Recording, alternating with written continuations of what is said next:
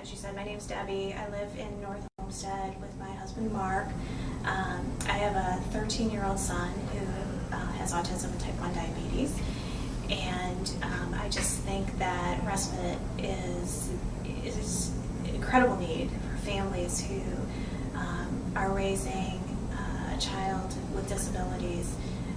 It really does take a lot of stress, off of families. I have a son who is now 13, and he has autism spectrum disorder, and he also has type 1 diabetes. And with type 1 diabetes and autism, it's tricky because the autism, he really has trouble connecting his feelings. And for those of you that have diabetes, you know that you really have to be connected with your feelings to be able to feel your highs and your low blood sugars so that you can either get insulin or eat something to bring your blood sugar up. So with him, it's very difficult for him to be able to measure that his blood sugar is high or it's low, and it can be dangerous in a lot of situations. So he has to have someone with him basically 24/7. We probably began pursuing respite care early on with my son, especially after he acquired the type 1 diabetes, which was around the age of 8 for him. And it was just difficult for us to be around him 24/7. Although he was at school for a part of the day, he wasn't, he had time after school on the weekends where a parent basically had to be with him, or someone that knew, quite a bit about type 1 diabetes. And that's when we figured out that, a normal babysitter, so to speak, or even a family member, it was even difficult for them to care for him because the medical needs were so extensive. And our situation seems to be somewhat unique in that,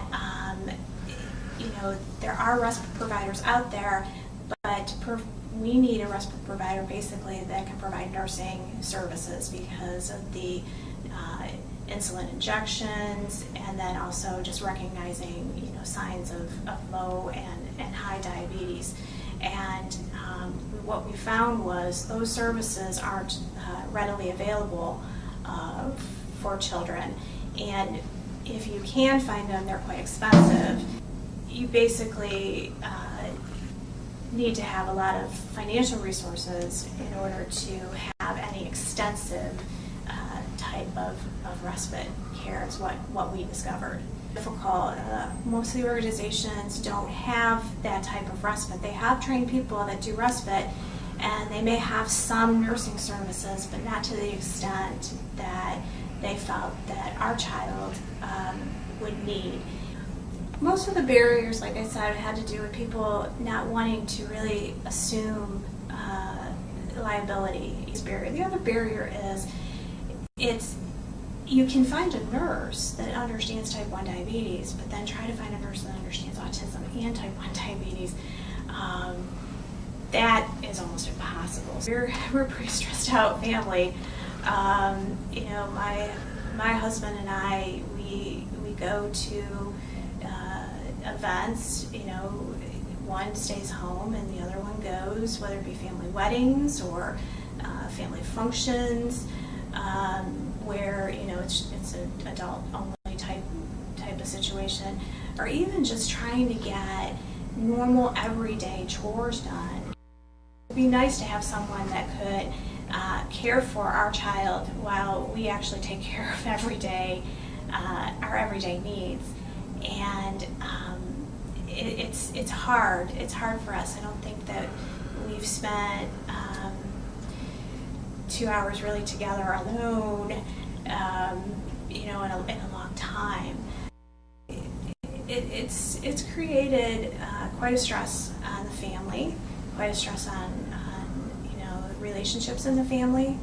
But it would be nice. It would be great actually if we could have some sort of alternative so that we could do these everyday things and even be able to go to family functions or events in the community without having to worry that something's going to happen. I know there are communities that are better than others at providing services for young children. Hopefully, families don't have a situation like ours where you have significant medical needs and then you have also a child that has a hard time communicating what those needs are. But if you do, I would recommend you just hang in there and keep looking and keep hoping that the situation improves. My mother lived with us now. She's been with us for about a year and a half now. We had went down south to visit back in April of last year, and we found in condition that wasn't suitable. And at the time we realized, after taking her to the doctor, we realized that she was unable to live by herself at that time. So we made a decision to move her in, bring her up with us to live. My wife talked to our doctor at the time, which was Dr. Anderson, and he recommended Benjamin Rose. He said they had a very good program. He said that they had a lot of activities to offer that also helped the caregivers, because he explained to us that being a caregiver is going to take a toll on both of us. So it's been very helpful. Well, basically she can do things on her own as far as taking care of her hygiene. It's just that she cannot remember to take her medication. We don't trust her around using stoves, something like that, because there have been times when she wanted to make some tea, left the pot on. So other than that, dementia still maybe in the middle stage, so she has to be watched.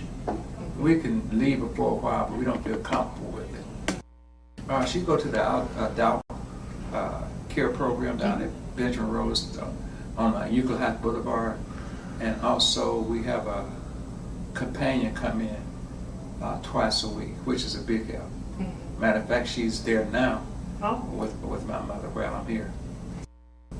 Well, basically, it gives me time to recharge, time to shop. My wife, I had to change shift. I'm working out from 5 in the evening to 1 in the morning, and my wife works during the day. So we had to alter our life to help my mother out. So by having this available for us, it gives me time to rest sometimes, time to shop, just a break from it. Because when you're taking care of an elderly person, it do drain you. Mm-hmm. It wears on you. Mm-hmm. So it gives me that time. Sometimes I just sleep, and there's times when I have to just go over the house. I'm behind in projects that I normally would be way ahead on, but it's time consuming. So it gives me some time for myself, just to regroup. I give her some activities. She liked going down there, socializing with the other people down there. She had made some friends since she's been there. Some of them she liked to go visit, but they just communicate. I think that, from my own personal experience, you have to get affiliated with an institution like Benjamin Rose to assist you, because there are people that we have talked to, I would say about the last month, that don't have anybody, and they talked about being burned out. But you need to have someone or somebody to help you in that situation. Whatever condition your loved one is in, you got to accept the fact they're not going to get any better. With my mother, dementia is going to get worse. Her dependency on us is going to become more. So those are things, it's not what you call a bright future to look forward to. So if you don't have anybody to give you any support, you would end up yourself being hospitalized or either just totally drained out. So that's the advantage of it. I think they should contact someone. When you become a caregiver, you have no idea what you get ready to accomplish until you actually start. And that's why I just feel that anybody who's going to take on that responsibility, it's important that they contact an institution like Benjamin Rose or some institution that's going to give them some advice and some assistance during that time, because that can lead to other things. My name is Sabrina Heath, and I live in the Shaker Heights area. I'm single, no husband, no children, but I do have a dog named Zola.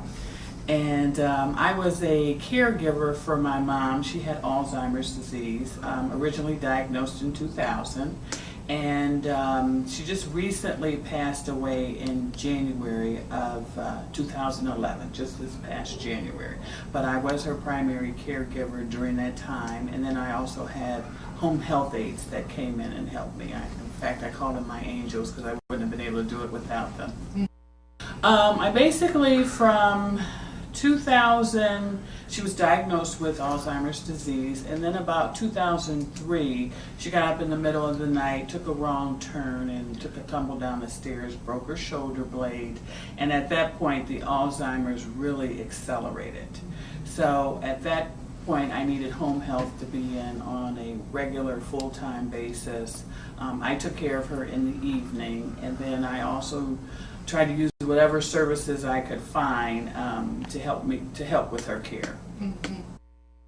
It was through the Alzheimer's Association, which is a wonderful, wonderful support program. They told me about the Caregiver Respite Program, and so I was also helping my aunt to take care of my mother's brother who had stomach cancer in Birmingham. So I kind of stepped up and helped my aunt, and that's when I first started using the respite program. Actually, we had to get his financial affairs in order, so I actually had to go down to Birmingham to help with getting his affairs in order. And so I was able to have respite come in and have overnight, because usually I had home health aides, but I could not afford them to stay overnight, and that's where the respite supplemented. And then also in 2008, I was diagnosed with breast cancer, and I had to have a lumpectomy, chemotherapy, radiation, and I would have respite come in. I would use the respite services whenever I had chemotherapy because I was very fatigued and I couldn't lift her, and so it was a wonderful, wonderful resource for me. Yes, it was very affordable. We paid some through my mom's out of her check, but then we also supplemented with the respite care. And to be honest with you, I don't know how I would have done it if I did not have that option available to me. Yes, well, it afforded me to have someone come in the evening, because normally I would have to, the ladies would be there, my home health aides would be there during the day while I worked, and then when I came home, I would have to take care of her in the evening. So by having me being able to pay my home health aides to come in and take care of her at night, that helped me quite a bit. So it not only helped my mom, but it helped me also. Well, I probably would have had to call on friends and family. Don't really like to do that, and a lot of times they're busy with their own lives. So it would have been quite a challenge, or I probably just couldn't do what I needed to do. I just would have had to stay there and take care of my mom and not have the option of being able to go and take care of other issues that I was involved with. It's a very, very challenging journey. I tell everyone that. It's extremely overwhelming. I really think you need to find some kind of support group, number one, because it's going to be just very challenging, and especially with someone with dementia. As the years progress, the dementia progresses also, and so they have different behavior changes. Like with my mom, she was extremely combative. And so that's why I did not want to put her in a nursing home. because I knew they would only just medicate her, or either some physical altercation would happen. So that's why I decided to have her at home with me.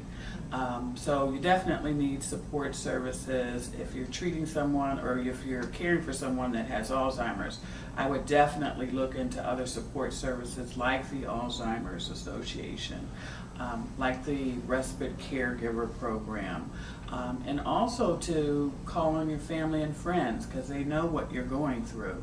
And a lot of times to see if they can donate some time to help you as well. Just that it's a wonderful resource. A lot of times people don't know there's support services out there. When you're a caregiver, a lot of times you're very isolated because you can't get out. You can't really talk with other people about your situation. So it's nice if you can actually find family and friends that can help you with that, so you can talk with them.